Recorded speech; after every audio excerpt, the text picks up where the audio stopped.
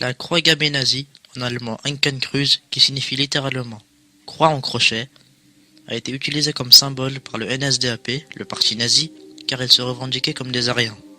D'ailleurs, ce n'est pas une croix gammée, mais un svastika, et le svastika ne date pas de la Seconde Guerre mondiale. Et oui, comme l'a dit Hitler, ce symbole date de bien longtemps.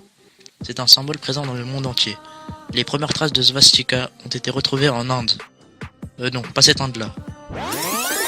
Voilà, ça a toujours été un symbole avec une signification positive. On a commencé à dire croix gammée car elle était composée de 4 fois la lettre gamma de l'alphabet grec. Le svastika noir, emblème du nazisme, a été transformé en l'inclinant à 45 degrés sur un disque blanc, le tout sur un fond rouge.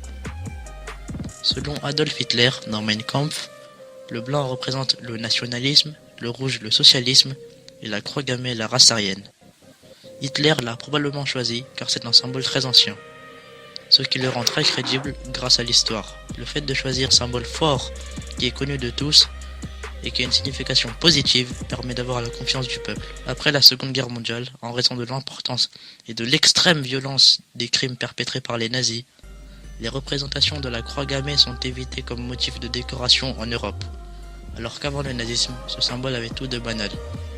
L'utilisation de la croix gammée nazie est d'ailleurs réprimée par la loi dans plusieurs pays européens.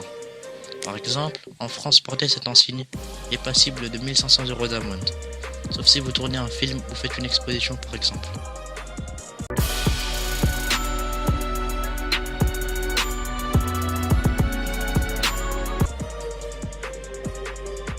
On est déjà à la fin de cet exposé.